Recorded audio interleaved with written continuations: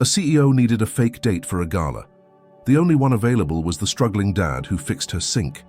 The sound of water hitting tile echoed like a warning siren through Claire Hastings' penthouse kitchen. A steady stream gushed from beneath the sink, spreading across the pristine marble floor in a widening pool.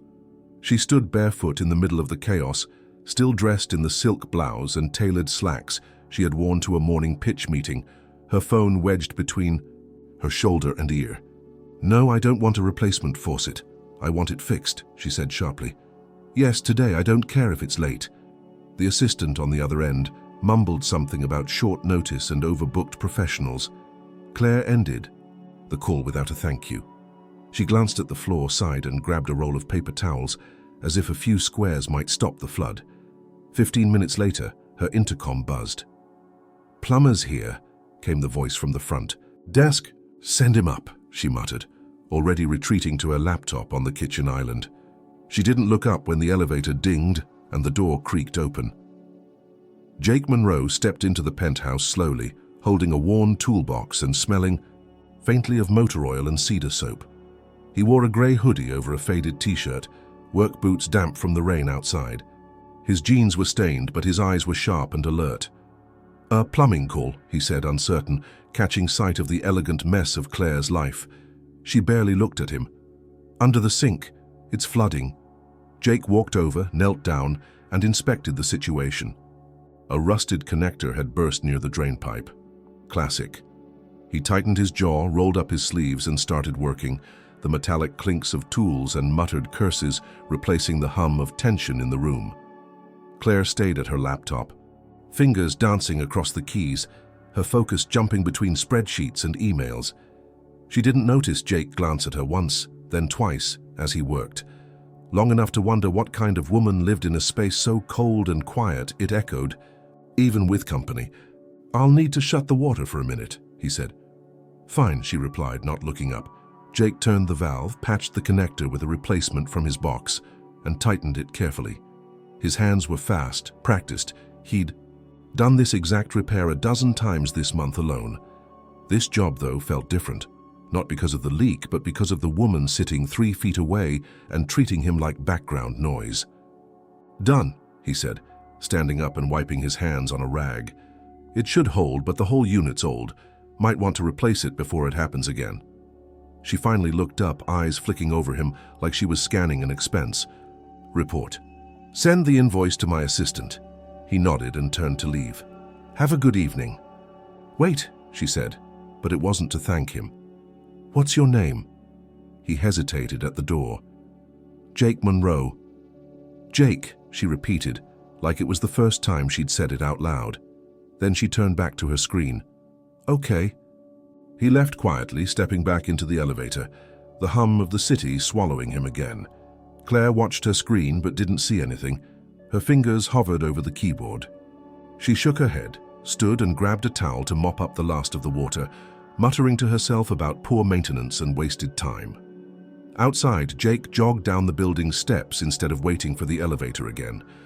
He was late to pick up Lily from her friend's house. His phone buzzed with a reminder, gas bill due, overdue notice. He sighed, tightened his grip on the toolbox, and started toward the nearest bus stop. Neither of them knew it yet, but the broken pipe and the fleeting moment of eye contact they barely shared would become the turning point neither was looking for. 3 days later, Claire Hastings sat at the head of a long glass conference table inside the corner boardroom of Hastings Solutions, her company's headquarters perched high above downtown Seattle. The room was drenched in late afternoon light, casting reflections across the table where 10 board members, investors, and senior staffers waited for her to finish skimming a financial report. She didn't rush. Claire had learned early in her career that silence, when used correctly, was more commanding than speech. "We're on track to exceed our Q4 goals," she finally said, snapping the folder closed. "I expect the gala this weekend to reflect that momentum." An older board member cleared his throat, adjusting his glasses. "About the gala, we had a discussion and we think it would help, optics-wise, if you arrived with a date this year." Claire blinked. "A date? It's not personal," he said too quickly, which meant it was. "Investors are paying attention to Image now more than ever. Our competitors present warmth, approachability. You're respected, of course, but I come off like a robot," Claire finished, her voice calm but edged. A younger woman across the table smiled nervously. "Not a robot, just focused, determined." "Alone," someone else murmured, and Claire caught the word like a slap. Her gaze narrowed, but she said nothing. She stood, gathering her notes. "I'll take it under advisement." The meeting ended soon after. Her assistant, Delia, followed her back into the private office just down the hall. A corner space filled with minimalist furniture, 2 large monitors and 0 personal items. Claire paced behind her desk, agitated in a way that made Delia hesitate before speaking. "They're not wrong, you know," Delia offered carefully. "Last year, your ex showed up with his fiancée, now his wife, and smiled through every handshake like he'd already won. Meanwhile, you worked the room like a job interview." Claire's jaw tightened. Her ex, Evan Chambers, had co-founded a rival firm that now courted many of the same investors. Their breakup hadn't been scandalous, just strategic. He wanted to take fewer risks and she wanted to own the future. He'd married a few months after their final boardroom clash. She hadn't dated since. "Bring someone nice, that's all they're asking," Delia added, half teasing. "Hell, bring that plumber if you have to, he looked normal enough." Claire stopped pacing. "Excuse me, the plumber, from earlier this week. You said you needed someone unthreatening, charming, forgettable enough not to cause a stir." "I was being sarcastic." Delia, already typing on her phone, said without looking up, "Well, sarcasm might have just solved your PR problem." Delia. Too late. Delia pressed send, then raised her eyes. "His number was on the invoice. I asked if he was available Saturday night, told him there was a suit and a driver involved." "You didn't," Claire said, horrified. "I did. Look, if he says no, we move on.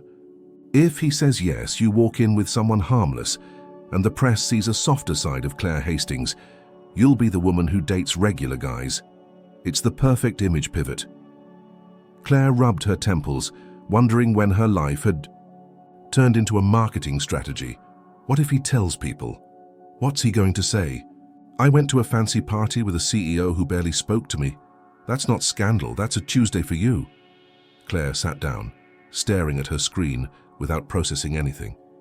The image of Jake flashed uninvited through her mind. Work. Boots, quiet gaze, the way he had disappeared without needing praise or thanks. She remembered how he'd said, "Have a good evening," like he meant it. "He'll say no," she muttered. "He said he'd think about it," Delia corrected. Claire shot her a glare. "Why are you like this?" "Because you pay me well and never talk about feelings. It's deeply rewarding." The rest of the day passed in a blur of meetings, sign-offs, and final event logistics. But through it all, Claire found herself distracted by the possibility of this ridiculous plan coming to life. She didn't want to show up alone, but she also didn't want to stage a date like some celebrity with an image crisis. That evening, just before she shut her laptop, Delia knocked on the open door. He called back. Claire raised an eyebrow. "He's considering it. Wants some details, mainly compensation, time, expectations." Claire didn't flinch. "Offer him $1,000. Car, suit and dinner included, but he leaves by 10 o'clock sharp." Delia nodded. "You're really doing this?" "No," Claire said. "I'm surviving this." Outside, rain fell steadily, washing the glass walls of Hastings Solutions in streaks of water that shimmered under the city lights. Somewhere across Seattle, Jake Monroe sat at a cluttered kitchen table, looking at the handwritten offer Delia had dictated over the phone. Lily sat beside him doing math homework and humming off-key. He looked at the numbers again. $1,000 for one night, to wear a suit and pretend he belonged in a world he couldn't even name. His pride and his exhaustion battled silently as he imagined what Claire might be like when not behind a desk. Lily noticed the frown. "Is it bad news?" Jake shook his head. "Weird news. Maybe good. I don't know yet." She leaned her head on his arm. "You should do something weird. Just once." He smiled faintly and looked out the window at the rain. Jake Monroe wasn't the kind of man who made impulsive decisions. Every choice he had made since Lily was born had been calculated, measured, and more often than not, sacrificial. So when the idea of attending a high-profile gala with a tech CEO landed in his lap, his first instinct was to say no. It didn't matter how polite Delia had been, or how absurdly generous the offer sounded for just a few hours of pretending. He didn't belong in that world. He knew it. They would know it. But Bills didn't care where the money came from. Neither did Lily's dental appointment next month or the overdue rent notice sitting on the kitchen counter. So he didn't say no. Not yet. He gave himself one night to think. After Lily went to bed, Jake sat in silence with the living room lights off, staring at the chipped paint on the walls. The city hummed outside the apartment like it always did, but he felt a rare kind of stillness. He didn't know what was worse, the idea of showing up at that gala and being laughed at, or the regret he might feel for passing up a sum of money. That could ease weeks of stress. By morning, he had made up his mind. He called the number Delia had left and accepted the offer, his voice level, his tone resigned. She didn't sound surprised. "She'll have a car pick you up at 6. "Sharp," Delia said. "You'll stop by a tailor first. We already pulled your sizes from a suit rental nearby. You'll be fitted and ready within the hour." "I leave by 10, Jake reminded her. "Exactly at 10, Delia confirmed. Jake hung up, then immediately regretted everything. The day of the gala, he finished a plumbing job 2 neighborhoods over and rushed back to shower and change. The hot water lasted just long enough. He dug through his closet for something halfway decent, then remembered that a suit was being handled for him. The thought felt surreal. He hadn't worn a suit since his cousin's wedding, which he had attended with Lily in a carrier strapped to his chest. At 5:45, a sleek black sedan rolled up in front of his apartment building. He glanced up at the tall windows where Lily watched him from the second floor, her hand pressed against the glass. She gave him a thumbs up, then vanished from sight. Jake slid into the car's back seat, not sure where to put his hands, his boots, or his nerves. They stopped at a boutique rental shop tucked between high-rises. A woman greeted him with a tablet and 2 garment bags already prepared. She sized him up without a word, handed him a dark charcoal suit and guided him to a changing room. He stood before the mirror in silence. The suit fit better than anything he'd ever worn. It wasn't tight, wasn't flashy, just right. Like it had been made for someone else who somehow shared his exact shape and never fixed pipes for a living. He combed his hair with his fingers, wiped his boots with a cloth the assistant provided, and told himself not to smile like an idiot. When he saw Claire again, when the car finally pulled up to her penthouse building, he stepped out feeling like an actor about to walk into a role he didn't audition for. The doorman opened the door without asking questions. Claire was already waiting downstairs, standing near the elevator with her phone in one hand and a small black clutch in the other. Her dress was navy, floor-length, and looked like it had cost more than his last 2 paychecks combined. Her hair was swept back into a low, controlled bun. She glanced up when he approached. "You clean up," she said, pausing. "Better." That expected. Jake raised an eyebrow. "Thanks, I think." She didn't smile. Instead, she turned and walked toward the car. "We don't need to talk much. Just smile when I do, stand when I stand, and pretend you're not terrified." "Who says I'm terrified? I've seen the look in the mirror." "Jake, let the jab slide." He held the door open for her without comment, then slid in beside her. The silence between them in the car stretched long. Claire tapped her fingers on her clutch. Jake glanced at the buildings passing by, their lights flickering, like restless thoughts. "You really don't like doing this," he said eventually. Claire didn't look at him. "Doing what?" "Pretending, galas, playing the part." She turned to him then, her gaze sharp. "I don't pretend. I deliver. Everything else is just branding." Jake leaned back. "Sounds exhausting. You get used to it." "I hope I don't." That earned a flicker of something, maybe amusement, maybe annoyance, but she said nothing. When they arrived at the venue, Claire stepped out first, her heels striking the sidewalk with measured grace. Photographers were already gathered, at the edge of the carpet, flashing bulbs sparking like fireflies.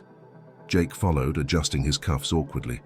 Claire looped her arm through his. "You're here because I didn't want to show up alone, nothing more, don't read into it."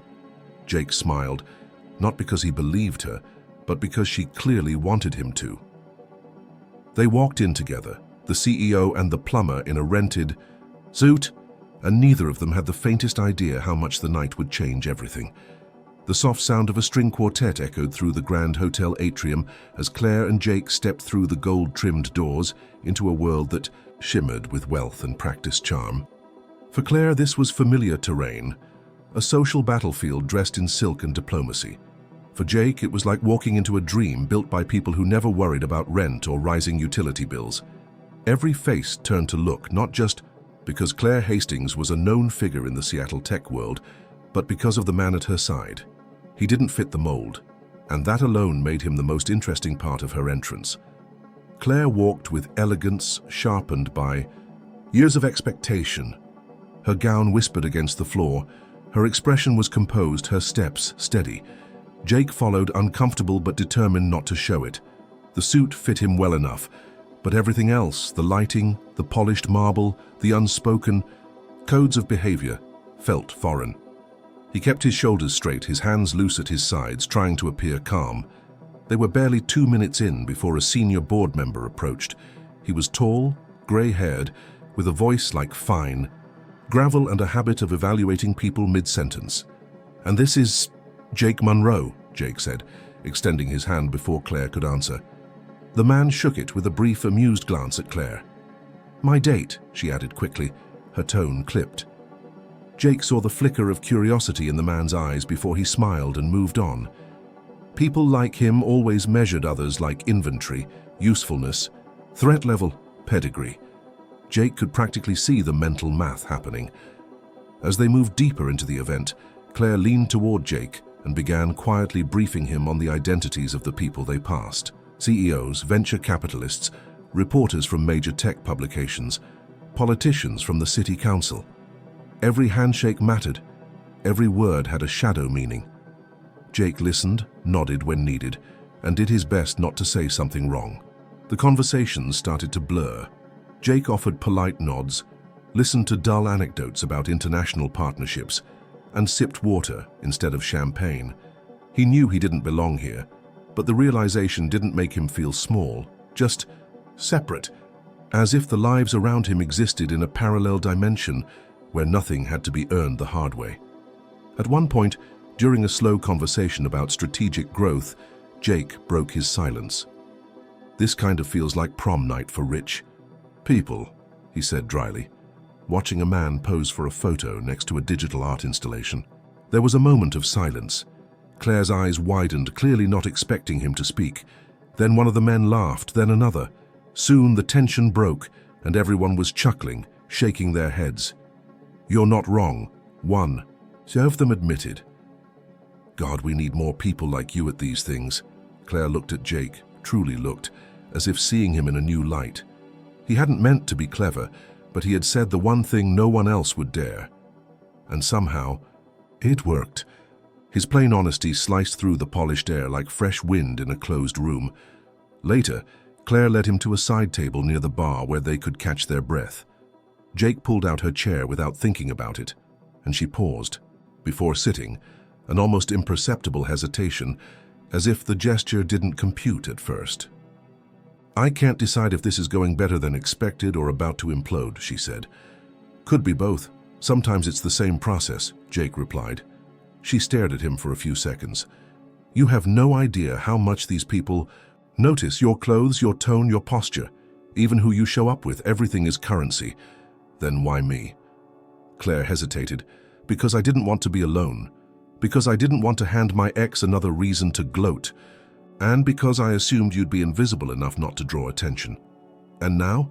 Now they think you're fascinating." Jake gave a half laugh. "That wasn't part of the plan, was it?" "No, it wasn't."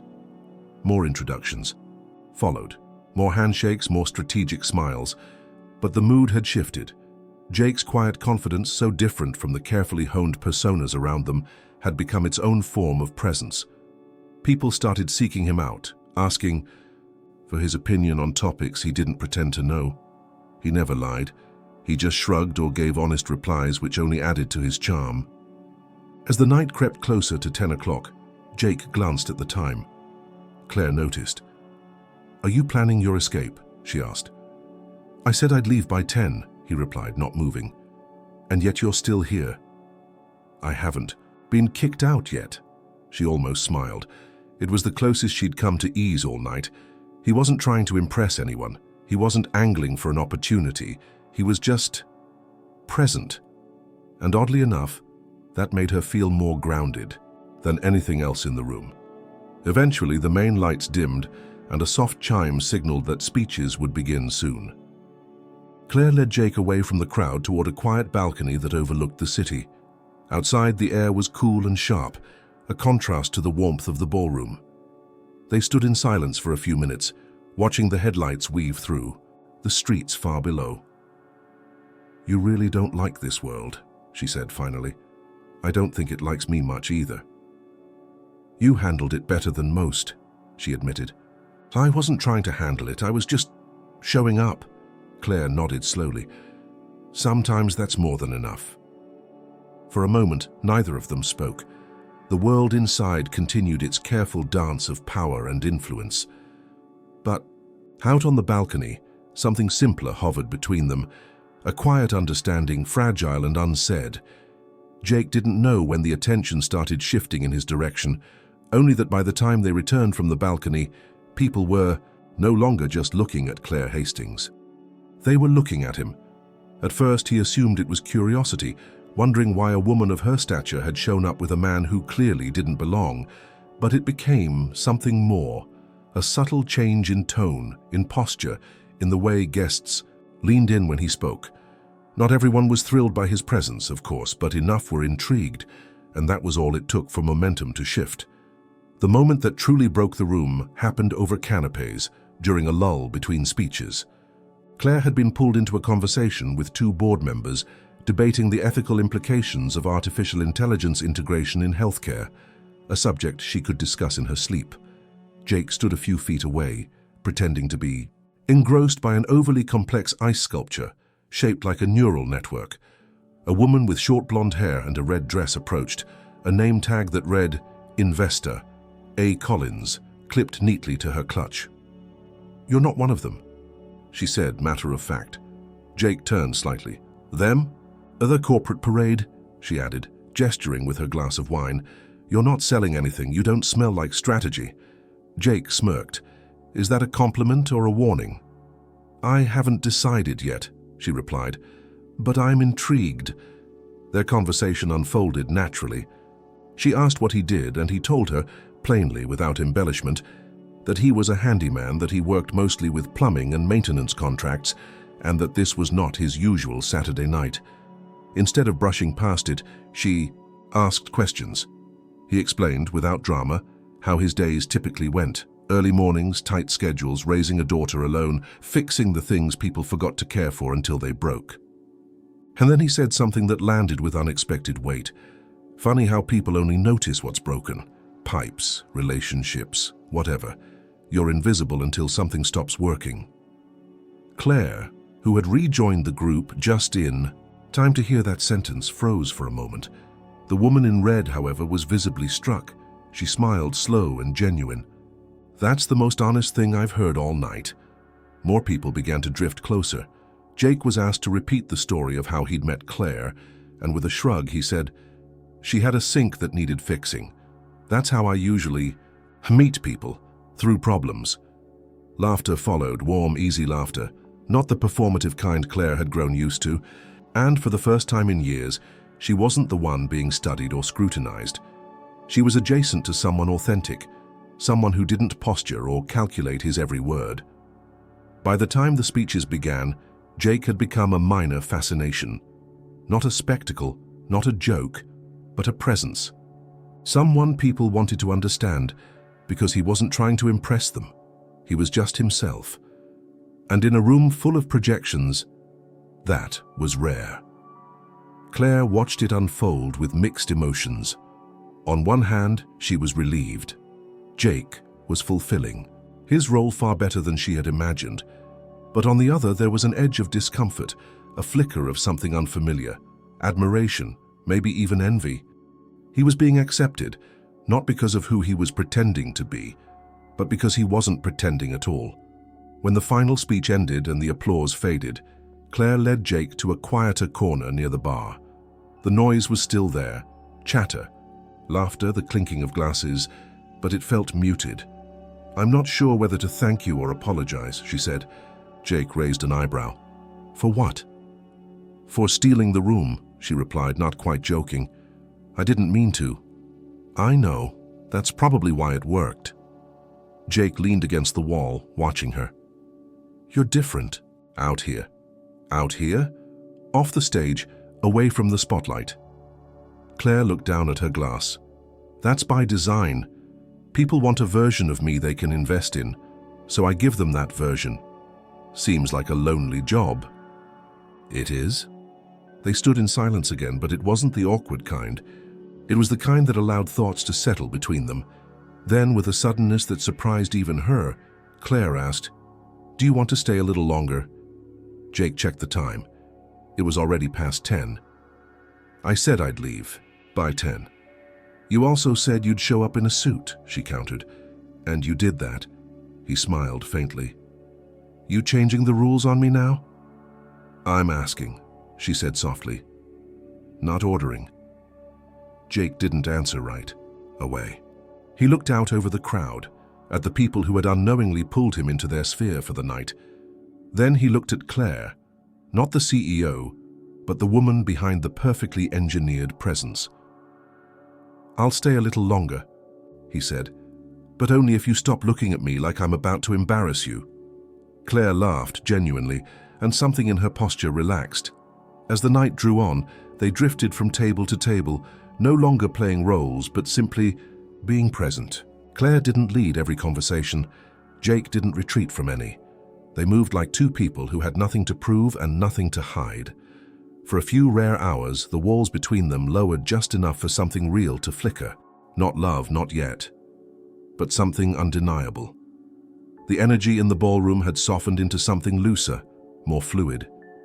Guests leaned back in their chairs, ties loosened, makeup retouched. The pressure of first impressions had passed, and what remained was the quieter work of deepening connections, exchanging cards or making subtle promises over cocktails. Claire Hastings, usually poised like a statue carved from ambition, found herself in an unfamiliar posture, slightly angled toward Jake Monroe, listening more than speaking, laughing at things that weren't part of the agenda. Then came the shift. Claire noticed it before Jake did. A ripple of murmurs, a few glances over shoulders, a waiter changing his route. And then, emerging through the crowd with the practiced stride of someone who never second-guessed his place in the world, came Evan Chambers. He wore a navy tuxedo, tailored to precision, with that half-smile he had perfected during their years together, part charm, part calculation. But he wasn't alone. On his arm was Madeline, his new wife and the fresh-faced marketing director of Claire's main competitor. Their presence wasn't just inconvenient, it was intentional. Jake sensed the tension instantly. Claire's shoulders straightened, her fingers tightened slightly around her glass. She wasn't a woman prone to visible discomfort, but the hair around her shifted in subtle, unmistakable ways. Evan spotted her almost immediately and veered in their direction like a shark who'd caught the scent of blood in unfamiliar water. "Well," he said with that familiar smugness, "I didn't expect to see you here looking so social." Claire didn't flinch. "It's a public event, Evan. You know how those work." Madeline, all perfect teeth and PR grace, offered a diplomatic smile. "Claire, always radiant, and who's your guest?" Before Claire could answer, Jake stepped forward slightly. "Jake Monroe, just here for the open bar." The delivery was effortless, dry, understated. It caught Evan off guard just enough for the cracks to show in his performance. He recovered quickly, of course, but not before Claire registered the surprise. "Ah, the humor card," Evan said, smirking. "Refreshing. So what do you do, Jake?" Jake looked him dead in the eye. "Plumbing, mostly. Sometimes electrical. Whatever keeps the heat on." Evan gave a small laugh, then looked to Claire. Classic Claire, always unconventional. It's impressive in a way. You've built something from nothing, then you bring along someone who fixes things. Jake opened his mouth, but it was Claire who stepped forward this time. Yes, someone who fixes things. Unlike some who just walk away when things get hard. The silence that followed wasn't loud, but it was piercing. Even Madeline blinked. Evan chuckled, but there was no humor in it now. Still sharp. You haven't changed. Claire's tone was even. No, Evan. I've just stopped pretending I need to be agreeable. With that, she turned slightly, placing a hand lightly on Jake's arm, a signal to disengage. They walked away slowly, deliberately, leaving Evan and Madeline standing in the circle of their own social armor. They didn't speak until they reached the far side of the ballroom near the caterer's station, where the music dulled and the lighting dimmed. Jake looked at her. He's the one, huh? Claire exhaled. Yes. He's a piece of work. So he's calculated, strategic, built for rooms like this. Jake didn't respond right away. He took a sip of water, then leaned a little closer. You didn't just defend me back there. You defended yourself. Claire turned to him, her face unreadable for a moment. Then quietly she said, I didn't realize I was still letting him get under my skin until I saw you standing next to him. Jake raised an eyebrow. Me? You didn't flinch. You didn't backpedal. And you didn't pretend to. Be anything you're not. I forgot people like that existed. He gave a modest shrug. I've had worse things said to me than whatever that guy was trying. Claire's gaze lingered on his face. That's not the point. You didn't let him define you. And for some reason, that made it easier for me not to let him define me either. Jake smiled but didn't say anything. He didn't need to. The rest of the night passed more quickly after that encounter. Claire no longer held herself like a blade drawn for combat. Instead, she seemed lighter, more open, and the remaining conversations they had with guests took on a different tone. She no longer introduced Jake with a vague title or a quick diversion. Now when someone asked, she simply said, "This is Jake," and let that be enough. And it was. By the time they exited the ballroom just after midnight, the air outside had cooled. Claire's driver waited by the curb, but she didn't rush to the car. Instead, she paused beneath the hotel's awning, her arms loosely folded, watching the streetlights dance in puddles. Jake stood beside her, silent at first. Then he said, "You didn't have to step in back there. I've handled worse guys." "I didn't do it for you," she replied, but her voice was gentle. "I did it because I should have done it years ago." Jake nodded. "Still, thanks." Claire glanced at him. "I meant what I said. You changed the room tonight. You changed the story I thought I had to keep telling." "That's a lot for one guy in a borrowed suit." "It is." They looked at each other, the city stretching out behind them, and for the first time Claire didn't feel like she had to outpace the world to stay standing. With Jake, she felt like maybe standing still wasn't so dangerous after all. The car ride back from the gala should have been quiet. After all, Claire was known for her silence when the night ended, retreating inward, processing everything in private, never giving away more than necessary. But something about the way the evening had unfolded made it feel unfinished. The car, though sleek and soundproofed, seemed too still. Jake sat beside her, jacket off, tie loosened, hands resting on his lap. He hadn't spoken since the hotel doors had closed behind them, but she could tell he wasn't tired. He was thinking. She was too. The driver announced they were approaching her building, but Claire surprised herself. "Can you take us around the block a couple times?" she asked, her voice calm. Jake turned to look at her, eyebrows raised. "Not ready to call it a night?" "Not yet," she replied. "Are you?" He smiled slightly. "I told you I'd leave by 10. We're well past that." "And yet you're still here," she echoed his earlier words. He looked out the window, watching the passing storefronts and dimly lit cafes. "This has been the strangest night of my life," he said, almost to himself. Claire leaned back into her seat, letting her head tilt toward him. "You did more than I expected, more than I think you realize." "I didn't do anything special," he said. "I just showed up." "Exactly," she murmured. They didn't speak again until the car finally pulled up in front of her building. The doorman opened the door, but Claire didn't move. She glanced at Jake. "Would you come up for a bit? Just a drink, nothing complicated." Jake hesitated. Not because he didn't want to, but because he wasn't sure what it meant. Still, he nodded. Yeah, sure.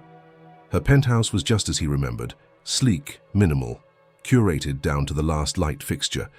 But this time, it felt less like a fortress and more like a space waiting for something to happen. Claire moved toward the kitchen, heels clicking against the polished floor. She pulled out 2 glasses, poured a splash of whiskey into each, and handed one to Jake. He took it without a word. They sat on opposite ends of the couch at first, the city spread out behind them through the floor-to-ceiling windows. For a moment, the silence returned, familiar but not uncomfortable. Claire broke it. I used to think showing vulnerability was weakness, that if I let anyone see me doubt myself, it would all fall apart. Jake swirled the liquid in his glass. And now? I'm not sure anymore, she admitted. Tonight felt different, like I wasn't faking it for once. Jake nodded. It's exhausting, isn't it, pretending you're fine all the time? I've been doing it for so long, I forgot what not pretending feels like. Jake looked at her. You seemed real enough to me. She met his eyes and didn't look away. Why did you agree to this? Really? He took a moment before answering. Because of Lily. Claire tilted her head, curious. She's 10. Smart as hell, always watching me. I'm trying to show her that sometimes you have to take chances, even when they don't make sense. That it's okay to be scared, but you do the thing anyway. I didn't take this gig because I wanted to play dress up. I took it because I wanted to stop saying no to life just because it didn't fit. Claire let that settle between them. There was something deeply unpolished about Jake, and it made everything he said ring sharper, more human. You said something at the gala, she said, that people only notice what's broken. Pipes, relationships, I haven't stopped thinking about it. Jake looked down at his drink. I didn't mean it as deep as it sounded. But it was. It made me realize I've been living in a house of glass, pretending none of the windows are cracked. I've been afraid to admit that something might need fixing. Jake smiled gently. Well, that's my specialty. She laughed, and the sound surprised both of them. It wasn't the practiced social laugh she used in boardrooms. It was something softer. They talked for hours, past midnight, past the point where time mattered. About everything. About Lily, who had been born the same month Jake dropped out of college. About Claire's childhood, growing up in a family where achievement was the only currency that mattered. About the pressure of being the face of something too big to control and the fear of losing it all with one wrong move. Jake told her about late nights fixing leaks while trying not to wake Lily, about missing birthdays because of work, about how sometimes he felt like he was just treading water in a life he hadn't chosen but couldn't walk away from. Claire listened without interruption, without advice. Just listened. And when it was her turn, she spoke about loneliness. Not the kind that comes from being alone, but the kind that comes from being surrounded by people who only want a piece of your success, not the whole of who you are. She admitted that sometimes she looked around her own life and didn't recognize any of it. That success had bought her space, silence, security, but not peace. They weren't two people from different worlds anymore. They were just two people, talking in the middle of the night, realizing that despite the vast gap between their day-to-day lives, there was a place where their experiences overlapped, where loneliness, pressure, sacrifice, and the desperate hope for something real bound them more closely than either expected. At some point, Claire looked at the clock. 3:30 in the morning. She laughed softly. I think this is the longest conversation I've had in years. Jake looked at her, his eyes soft. Me too. Neither of them moved to stand. Outside, the city pulsed quietly. Inside, two lives that had only collided by accident were beginning to align in ways neither could have predicted. The morning after their long conversation, the air felt different, not just inside Claire's penthouse, but within her. She woke later than usual, the city already buzzing below, and for the first time in a long while, she didn't reach for her phone the moment her eyes opened. Instead, she stood by the window for several minutes, looking down at the waking city, remembering every detail of what Jake had shared the night before, the laughter, the honesty, the warmth that had wrapped around them both like something fragile and undeserved. But reality, as it always did, reclaimed its space quickly. Her phone eventually buzzed to life, and with it came reminders of who she was expected to be. 3 voicemails, 5 emails marked urgent, a text from Delia confirming a last-minute board prep, another from her communications manager about post-gala press coverage. The night had ended and now the machine resumed. Jake, meanwhile, was already back in his world, standing in line at a hardware supply store before 7 o'clock in the morning, holding a list of items he needed to complete a repair job across town. He was tired, but it wasn't the usual exhaustion. It was the kind that came from remembering something too good, something you didn't want to fade but knew would. He hadn't expected to stay that long in Claire's apartment. He hadn't expected to say so much or to listen so closely. But what surprised him most was how easily it had all felt.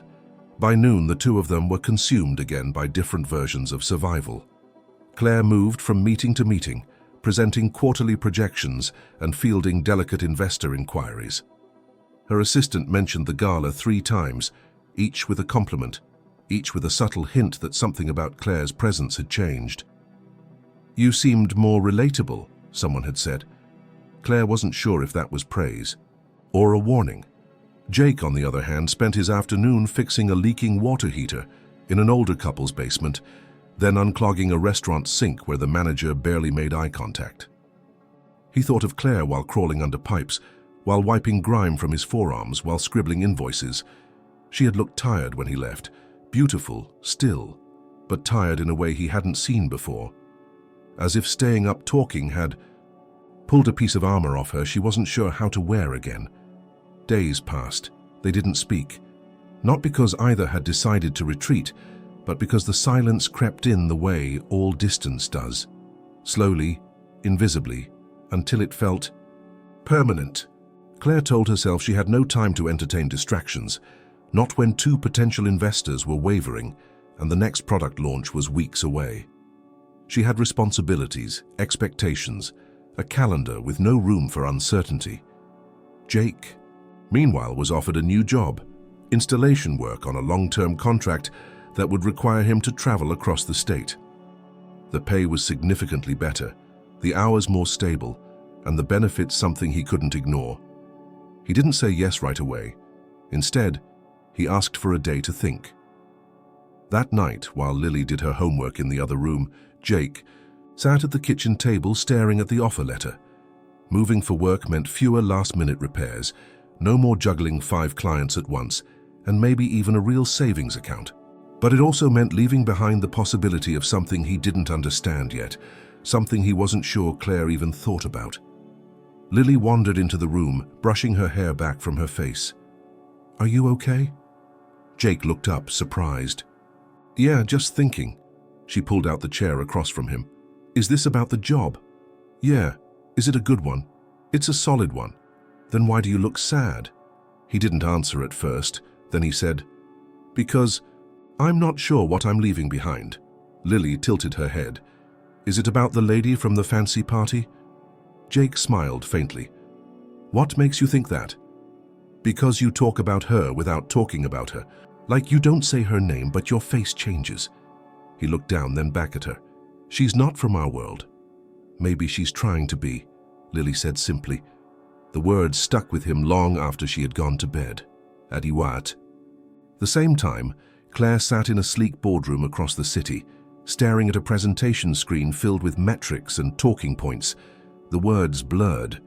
She heard her COO's voice, understood the stakes, but her focus was elsewhere. The kind of elsewhere that couldn't be fixed by a to-do list. She kept thinking about Jake's voice in the quiet, the way he had spoken about Lily, about work, about showing up. She hadn't reached out since that night. She didn't know what to say, didn't know if she had anything to offer him beyond a few hours of unexpected connection. Delia interrupted her thoughts. "Press wants a quote about the gala." Claire blinked. "A quote? They're asking who the mystery man was. Some blogs are calling him your new partner." Claire almost laughed. "He's not. But do you want them to think he is?" The question lingered, not for optics, for truth. Claire didn't answer. Later that night, she sat alone in her living room, a glass of wine untouched beside her. The silence was heavier now, not empty but waiting. She considered calling Jake just to check in, but the idea felt fragile, too close to hope. And Claire Hastings didn't deal in hope, she dealt in certainty. And yet. 1 week passed. Then 2. The silence stretched like a rope fraying at both ends. Neither Claire nor Jake reached out, yet both thought about doing so at least once each day. Claire found herself lingering by her office windows longer than usual, watching the traffic far below, wondering if Jake had taken the new job. She didn't ask Delia to check, though she could have. She didn't pull his number from the records, though she knew exactly where to find it. Instead, she let the quiet build around her brick by brick, as if silence could somehow make the memory less sharp. Jake, meanwhile, had accepted the offer. The new job was already underway. Full system installation for a regional tech facility outside Olympia, a 2-hour drive from Seattle. It paid better, the schedule was clearer, and the company actually offered sick leave. Lily liked the idea of him being home more regularly, and Jake liked the idea of not feeling like he was drowning in debt. But in quiet moments, when his hands weren't busy, when the machinery wasn't buzzing or the day wasn't loud, he found his thoughts drifting back to Claire's apartment, to her voice in the dark, to the way she had listened, not to fix or correct, but simply to understand. Then came the day their paths crossed again, not by plan but by design neither of them had seen coming. Jake arrived at his assigned location for a site assessment. The job was part of the company's infrastructure upgrade, and he had reviewed the plans the night before without paying attention to the client name. He didn't see the familiar logo until he was already inside the building, sleek black lettering etched into the glass wall beside the security desk. Hastings Solutions. He froze mid-step. A clipboard waited for him at the desk with his name already logged for access. The receptionist handed him a badge with a smile. Installation teams on level 6. You'll be meeting with facilities. Jake hesitated. Claire Hastings works here, doesn't she? The woman blinked. Yes, she's the founder and CEO. Jake nodded slowly. Right. He took the badge and moved toward the elevator, the small plastic card cold in his hand. Claire was mid-presentation when her assistant entered the room quietly, approached the table and slipped her a note. She didn't look at it immediately. She was focused, poised, laying out projections for a potential European expansion. But the moment her eyes flicked down and saw Jake's name, everything around her paused, only internally, but it was enough to make her voice falter by a beat. She recovered fast, faster than anyone noticed. Still, her fingers closed over the note as if anchoring herself. After the meeting, she asked Delia one question. Why is he here? Delia, always composed, simply replied, He's working with the contractors on the level 6 systems upgrade. Apparently his new company won the bid. Claire nodded but didn't move. It wasn't fate, she told herself. It wasn't a sign. It was a coincidence born from overlapping circles. Still, she left her office 10 minutes later. Jake was bent over an open ceiling panel when she found him, wires and cables spread out on the floor, sleeves rolled past his elbows. He looked up before she said anything, as if he'd known she was there the moment she stepped off the elevator. Hey, he said simply, straightening. Claire's eyes took him in, covered in dust, a faint scrape on his wrist, his expression calm but unreadable. Hi, she said. They stood in silence for a long second. Around them, the floor buzzed with low activity. Assistants, designers, 2 IT technicians walking by with coffees. I didn't know your company was involved in this contract, she said. I didn't know this was your building until I walked in. Of all the buildings in Seattle, she said softly. Jake wiped his hands on a rag, then looked at her. Guess the universe doesn't care about timing. No, she agreed. It never has. Neither of them seemed to know what to say next. Jake cleared his throat. How have you been? Busy, she said. You? Same, new job keeps me moving, the work's good. Lily likes that I'm home before dinner now. Claire smiled at the mention of his daughter. She sounds like someone who knows what matters. She does, Jake said. She asked about you a couple times. Claire blinked. She did? Yeah. Wanted to know if the CEO lady ever eats junk food or if she sleeps in a glass coffin, like a robot. Claire laughed, really laughed, and the sound seemed to surprise both of them. I'll have to disappoint her and say I've been known to eat French fries, she said. Jake's expression softened. She'd be thrilled. Claire glanced at the ceiling panel. Do you need to finish this right now? He followed her gaze. Not urgently. Then maybe we could get coffee. Just down the street. Jake tilted his head. Is this a meeting? No, she said. It's a break. A few minutes later, they were seated at a quiet cafe 2 blocks away, tucked into a booth in the corner. The space was simple. Wooden tables, soft music, no one looking twice at them. Jake ordered black coffee. Claire asked for tea. They sat with their cups, the space between them no longer awkward but tentative, curious. I thought about calling you, Jake said. I almost did, Claire admitted. He looked at her carefully. Why didn't you? She stirred her tea. I didn't know what I was calling for. I still don't. Jake nodded slowly. That's fair. But I'm glad you're here, she added. So am I. There was no need for grand declarations, no sweeping gestures, just 2 people sitting across from each other, surprised by how easy it was to fall back into the rhythm of something that had barely started, but already felt like it mattered. The following week at Hastings Solutions began with a crisis. One of their largest investors, a firm that had backed Claire since her company's early days, pulled out of a deal that had been quietly in motion for months. No press release, no warning, just a curt phone call followed by silence. The financial gap left behind wasn't catastrophic, but it was deeply inconvenient. More than that, it created a ripple effect of doubt that touched every team, every timeline, and every plan set for the next quarter. The European expansion, once a matter of logistical steps, now hung by a thread. Claire sat in the conference room late that Monday, surrounded by department heads trying to solve the same equation from a dozen different angles. Numbers were presented, revised, slashed. Projected growths were scaled back. Marketing budgets cut. Tension thickened as ideas ran in circles and solutions danced just out of reach. We need another investor, said one executive. Or a miracle. Preferably both, Claire said, not looking up from the spreadsheet she had been dissecting. That night, after everyone else had gone, she stayed behind. She walked the halls of her own company like a stranger, hands in her pockets, head lowered. Her mind kept returning to the same thread. What had gone wrong? And what was still salvageable? The next morning, Delia entered her office with a piece of news she hadn't expected. There's interest from a new group, Delia said. Private, low profile, based in Chicago. They're coming in tomorrow for an informal look at operations. Claire raised an eyebrow. Tomorrow? They're serious, but they want something fresh. Their lead advisor said they're tired of polished decks and buzzwords. They want to see something real. Claire tapped a pen against the edge of her desk. Real, she repeated. What does that even mean anymore? Delia hesitated. Maybe someone who actually uses what we build. Not someone from the boardroom, someone grounded. Claire stopped tapping. Jake.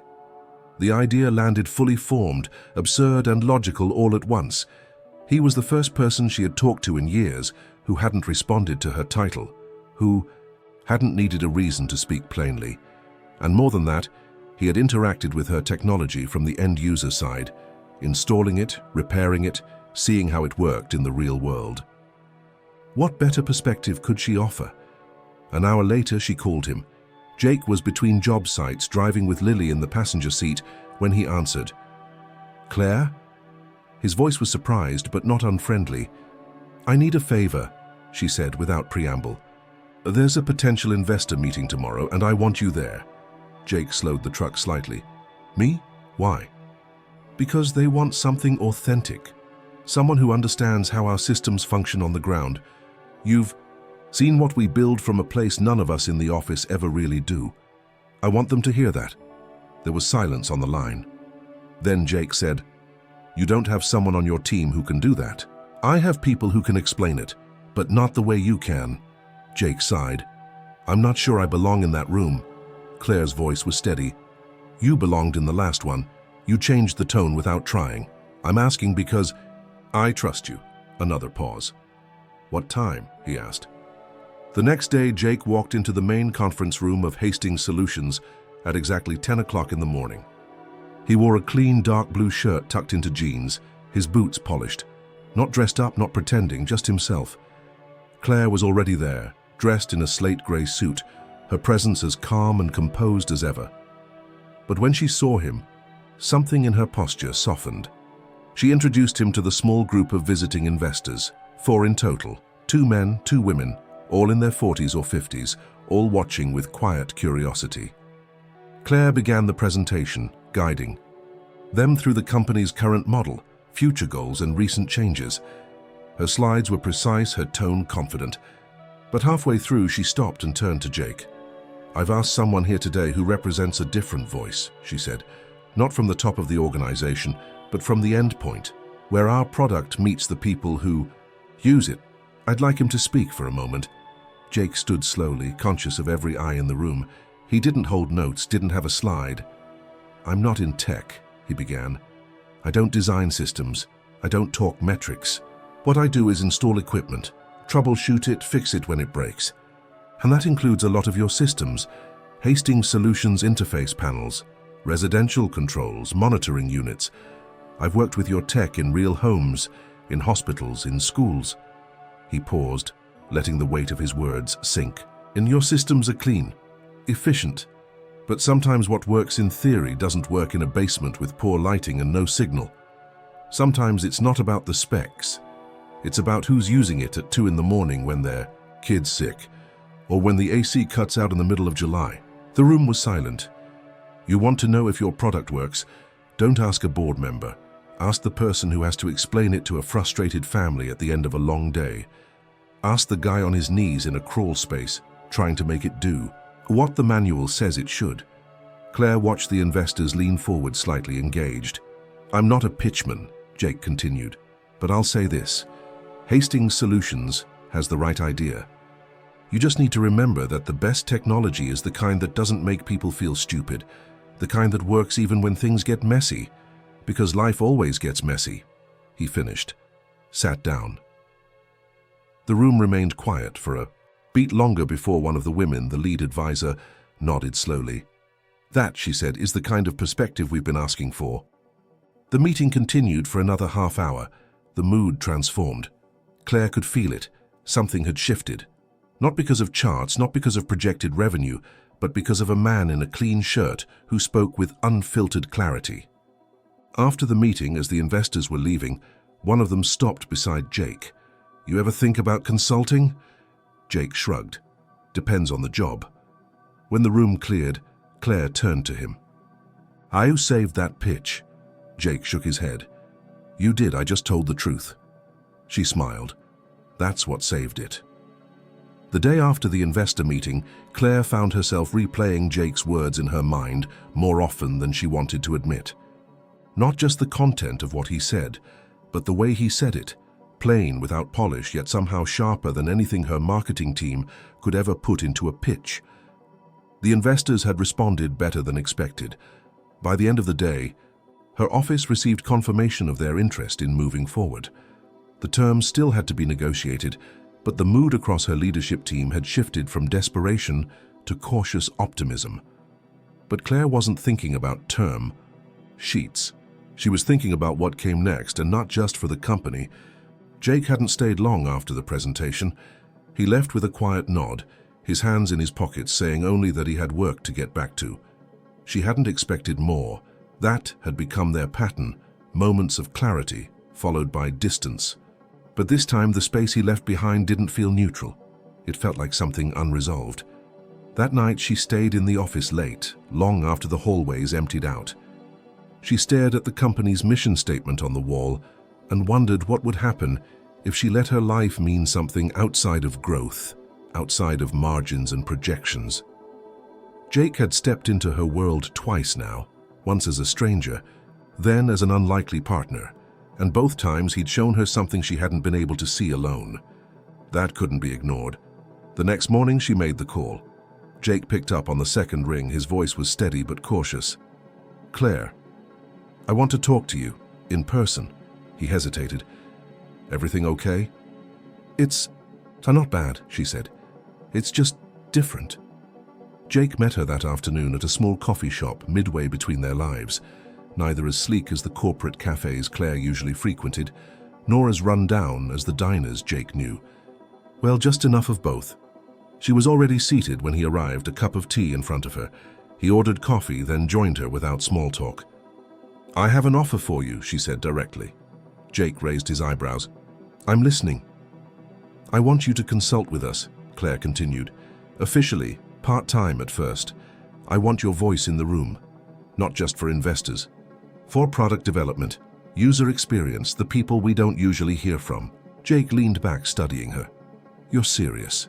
"Yes. I'm not a tech guy. I don't have a degree. I don't know half the terms your people throw around. Which is exactly why I want you there." He let that sink. "And you're offering me a desk job. I'm offering you perspective and a paycheck, a good one, flexible hours. You can still take on other jobs, but I want you to be part of this." Jake didn't answer immediately. He looked out the window, then back at her. "Is this about work?" he asked slowly. "Or is it about something else?" Claire held his gaze. "It started as work, but I don't know anymore." Jake nodded. "That's honest." "I don't expect an answer right now," she said, "but I do want you to think about it." He nodded again, this time more slowly. "I will," he said. They sat in silence after that, not uncomfortable, just filled with everything that hadn't been said yet. When they parted, Claire felt something different in the air. An understanding, not a resolution. A step, not a conclusion. Jake spent the evening alone on his back porch, the sky darkening above him. He had told Lily about the offer in passing, not wanting to make it seem bigger than it was. She had simply said, "Sounds cool," before asking what consulting meant. He hadn't known how to explain it, but he did know one thing. Claire wasn't like anyone he'd ever met, and this wasn't just a job. It was something else. A door, maybe. Or a test. Either way, it had appeared when he least expected it, and he wasn't sure if walking through it would change his life or just clarify what he already knew. The next day, he sent her a message. It was short. "I'm in. Let's see where this goes." Claire didn't reply right away. She sat with the message open on her screen, reading it again and again before allowing herself a small, rare smile. 2 weeks into Jake's new role as a part-time consultant for Hastings Solutions, things were still settling into place. He had been assigned to a cross-functional development team focused on improving the user interface of the company's home climate systems. Twice a week he came into the office, jeans and work boots, a subtle rebellion in a sea of minimalist footwear and dress codes that used the word smart as both compliment and command. He didn't say much in meetings, but when he did, people listened. His insights were practical, grounded and rooted in a logic that didn't come from textbooks, but from years of standing in people's basements trying to explain to them why their system wasn't responding. Claire made a point of keeping some distance at first.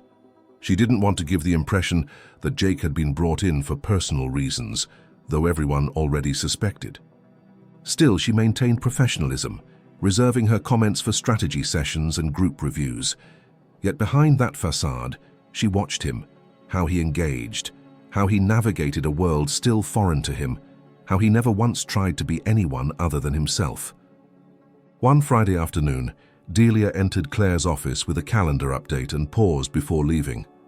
"You know people are still talking about him, right?" Claire didn't look up from her screen. "Let them. They're not criticizing. They're curious. Some even say he's refreshing." Claire glanced up. "Refreshing? Unpredictable, unfiltered, unexpectedly effective." Claire smiled. "Then he's exactly what we needed." The opportunity to confirm that came sooner than expected. The company was hosting a family day event for employees, a weekend initiative meant to showcase the more human side of Hastings Solutions. Food trucks, open tours, interactive demos. It was a PR move disguised as a celebration, and Claire, as always, was expected to attend. She planned to do so with the usual formality: arrive late, speak briefly, smile just, enough then exit before anyone could pull her into small talk. But then Jake mentioned, almost offhandedly, that he would be bringing Lily. Claire hadn't seen Lily since the night of the gala, when she'd watched from a second-floor window as her dad left in a rented suit. She hadn't been expecting to see her at the office, and certainly not in the context of bounce houses and catered barbecue. But when Saturday arrived, and the event was in full swing, Claire stepped outside onto the rooftop patio to find Jake walking through the crowd with a 10-year-old girl at his side, both holding snow cones and looking slightly overwhelmed. Lily spotted her first. "You're the CEO lady," she said with absolute certainty. Claire, taken off guard, blinked. "I am." Jake gave her an apologetic smile. "Sorry, she remembers everything." Lily stared at Claire with wide, thoughtful eyes. "Do you always wear shoes like that?" Claire glanced down at her heels. "Only when I forget how to be comfortable." Lily nodded like that made perfect sense. Then, without any pretense, she asked, "Are you going to be my dad's new boss or his new something else?" The question hit with the subtlety of a falling chandelier. Jake nearly choked on his snow cone. Claire opened her mouth, then closed it. Lily stood calmly between them, unaware of the silence her words had created. Jake crouched beside her. "Lil, that's not really a question you ask someone at a company picnic." "But I want to know," she said simply. "You like her. She likes you." Claire knelt slightly to meet Lily's gaze. "Your dad's important to this company. But what he is to me, I'm still figuring that out." Lily considered that. "Okay," she said, "and that's a grown-up answer." Then, as quickly as the moment had arrived, it passed. Lily wandered off to investigate a popcorn stand, leaving Jake and Claire alone near the patio railing. For a long moment, neither spoke. "Kids don't believe in nuance," Jake said finally. "She's perceptive." "She's dangerous," he added, smiling. Claire turned toward him. "I didn't know how to answer her." "You answered honestly." They looked out over the city together, the sounds of laughter and music carrying through the air around them. Claire felt a tightness in her chest. That had nothing to do with nerves. It was the ache of recognition, of knowing this wasn't a game or an experiment anymore. There were no clear roles, no strategic angles left to play.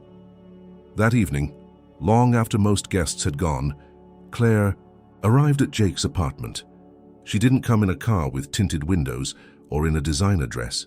She came in jeans, carrying takeout containers, and looking more like someone arriving at a friend's house than a woman who once guarded her solitude like a fortress. Jake opened the door, surprised, but not startled. "Dinner," she said, simply. He stepped aside to let her in. The apartment was small, neat, lived in. Lily's school projects were on the fridge. A drawing of a robot labeled CEO Lady was taped beside a reminder for math homework. Claire smiled at it without comment. They ate in the living room, cross-legged on the floor. No music, no distractions, just the soft sounds of conversation layered with the clinking of chopsticks against plastic containers. "I don't want to be your boss," Claire said at one point without preamble. Jake looked up. "You kind of already are." "Not like that. Not in the way Lily meant." Jake studied her face, searching for the distance that had once lived in her voice. It wasn't there anymore. "I don't know what we are," he said. "Neither do I." "Do you want to?" She nodded slowly. "Yes, I think I do."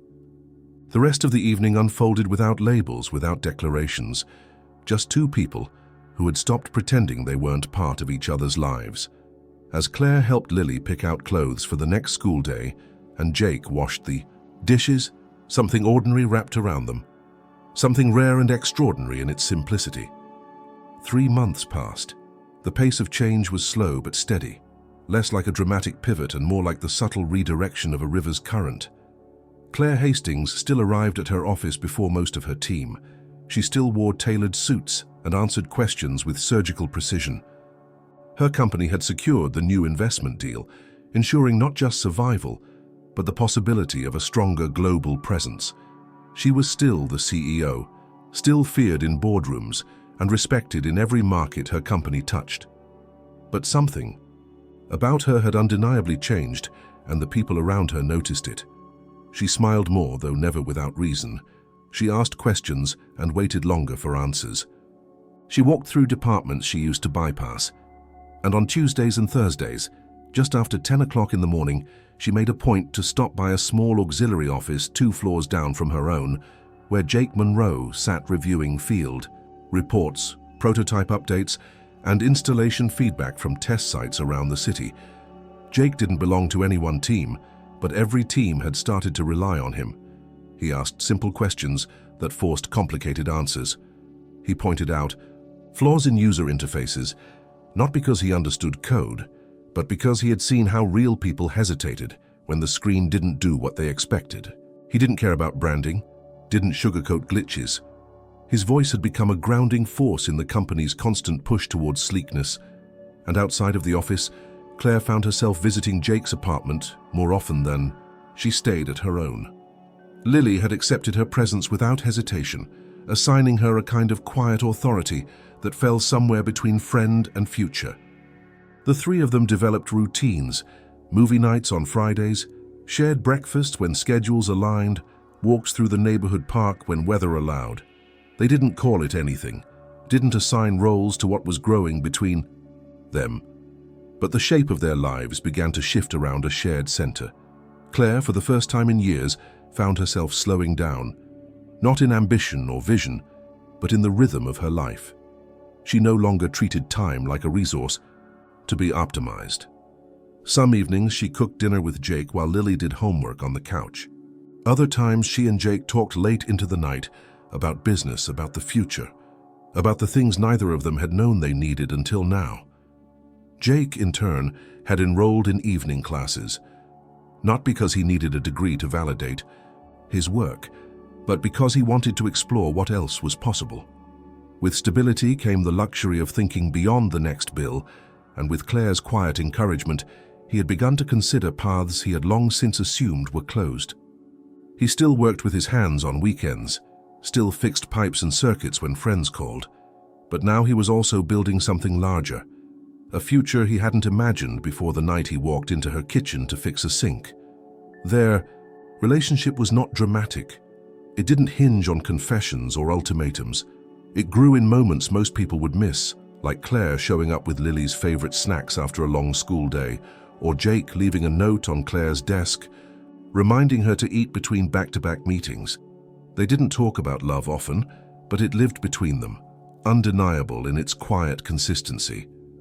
On a crisp fall morning, Claire stood on the edge of a company-wide planning session, watching her team discuss the next product cycle. Jake was at the far side of the room, surrounded by engineers, explaining how a poorly placed button in their app design could frustrate a single parent, juggling groceries and a toddler. He wasn't loud, but people listened. She felt something tighten in her chest. Not anxiety, not pressure, just awareness. The kind that came with realizing someone had become a fixed point in the constantly spinning world of her life. After the meeting, as the office emptied, Claire stayed behind. Jake joined her at the conference table, leaning against it with one hand in his pocket. "You look distracted," he said. "I was watching you work." He smiled. "And?" "You've changed more around here in 3 months than I did in a year." Jake tilted his head. "That a compliment or a warning?" "Both," she said. "I didn't think it would work, any of it." "Us." He waited. "But it does," she continued. "Not because we solved anything, but because we stopped, pretending we had to." Jake nodded. "That's a decent blueprint." She stepped closer. "I never thought about the future as something I could share. It always felt like a fortress I had to build alone. And now? Now it feels like something we're building together." He reached for her hand, not a dramatic gesture, just quiet affirmation, and she took it without hesitation. Outside the window, the city moved with its usual urgency. People crossed streets, cabs honked, emails flew from one coast to another. Inside the glass walls of Hastings Solutions, the future looked a little less like a pitch and a little more like a promise. And somewhere in a memory they both still carried, A broken sink in a silent kitchen marked the moment when everything began.